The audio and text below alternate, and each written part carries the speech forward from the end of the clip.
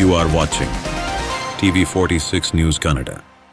ಅಂತಾರಾಷ್ಟ್ರೀಯ ವೈದ್ಯರ ದಿನಾಚರಣೆಯ ಅಂಗವಾಗಿ ಪ್ರಸಾದಿಹಳ್ಳಿ ಗ್ರಾಮದ ಸರ್ಕಾರಿ ಹಿರಿಯ ಪ್ರಾಥಮಿಕ ಪಾಠಶಾಲೆಯಲ್ಲಿ ಡಾಕ್ಟರ್ ಎಚ್.ಆರ್. ನಾರಾಯಣಸ್ವಾಮಿರವರಿಂದ ಉಚಿತ ಆರೋಗ್ಯ ತಪಾಸಣೆ ಕಾರ್ಯಕ್ರಮ ಹಮ್ಮಿಕೊಳ್ಳಲಾಗಿತ್ತು.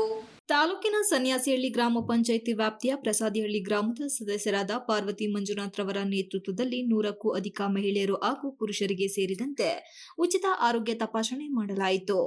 ಕಾರ್ಯಕ್ರಮದಲ್ಲಿ ಖ್ಯಾತ ವೈದ್ಯರಾದ ಡಾಕ್ಟರ್ ಎಚ್.ಆರ್. ನಾರಾಯಣಸ್ವಾಮಿ ಮಾತನಾಡಿ, ಮನುಷ್ಯನ ಬದುಕಿನಲ್ಲಿ ಆರೋಗ್ಯ ಬಹುಮುಖ್ಯವಾದದ್ದು.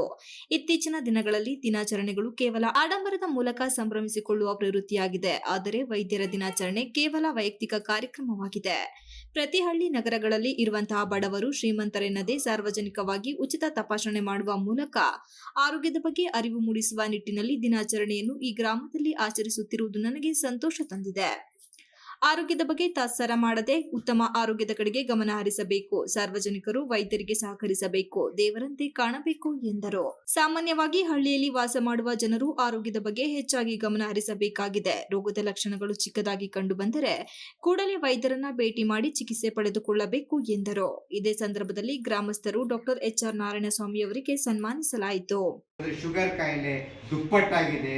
ಆಮೇಲೆ ಹಾರ್ಟ್ ಅಟ್ಯಾಕ್ಸ್ ಎಸ್ಪೆಷಲಿ ಲೇಡೀಸ್ಗೆ ತುಂಬ ಜಾಸ್ತಿ ಆಗ್ತಾ ಇದೆ.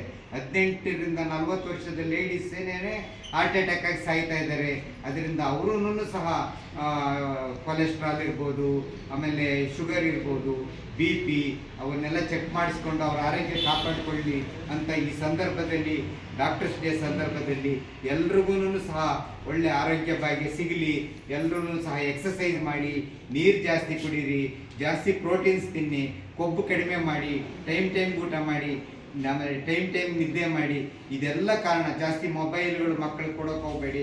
ಯಾಕಂದರೆ ದಿನಕ್ಕೆ 1ರಿಂದ 4 ಅವರ್ಸ್ ಮೊಬೈಲ್ ನೋಡಿದ್ರೆ ಅದನ್ನು ಸಹ ಹಾರ್ಟ್ ಮೇಲೆ ಎಫೆಕ್ಟ್ ಆಗುತ್ತೆ. ಅದಕ್ಕೆ ಮಕ್ಕಳನ್ನು ಸಹ ಹಾರ್ಟ್ ಅಟ್ಯಾಕ್ ಆಗಿ ಸಾಯ್ತಾ ಇದ್ದಾರೆ. ಲೇಡೀಸ್ ಜಾಸ್ತಿ ಹಾರ್ಟ್ ಅಟ್ಯಾಕ್ ಆಗಿ ಸಾಯ್ತಾ ಇದ್ದಾರೆ. ಇದಕ್ಕೆಲ್ಲ ಕಾರಣಗಳು ನಾವು ಟೈಮ್ ಊಟ ಮಾಡದೇ ಇರೋದು, ಆಮೇಲೆ ನಾವು ಏನು ಫೈಬರ್ ಕಂಟೆಂಟ್ ಅಂತ ಹೇಳ್ತೀವಿ, ಆ ಫೈಬರ್ ಕಂಟೆಂಟ್ ಇರೋ ಫುಡ್ ತಿಂದಿರೇ ಇರೋದು, ಅನಂತರ ಚಪಾತಿ, ತರಕಾರಿ, ಹಣ್ಣುಗಳು ಅವೆಲ್ಲ ಜಾಸ್ತಿ ಮಾಡಬೇಕು. ಈಗ ನಾವೇನು ಮಾಡ್ತೀವಿ, ಊಟದ ಟೈಮ್ನಲ್ಲೇ ಹೋಗಿ ಪಾನಿಪುರಿ ತಿಂತೀವಿ, ಆಮೇಲೆ ಗೋಬಿ ಮಂಚೂರಿ ತಿಂತೀವಿ.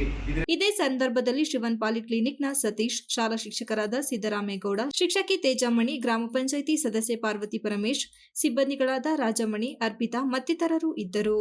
ಗ್ರಾಮ ಪಂಚಾಯಿತಿ ಸದಸ್ಯೆ ಪಾರ್ವತಿ ಮಂಜುನಾಥ್, ಸಿಬ್ಬಂದಿಗಳಾದ ರಾಜಮಣಿ, ಅರ್ಪಿತಾ ಮತ್ತಿತರರು ಇದ್ದರು. Ganesh, TV46 news Kannada, Belur.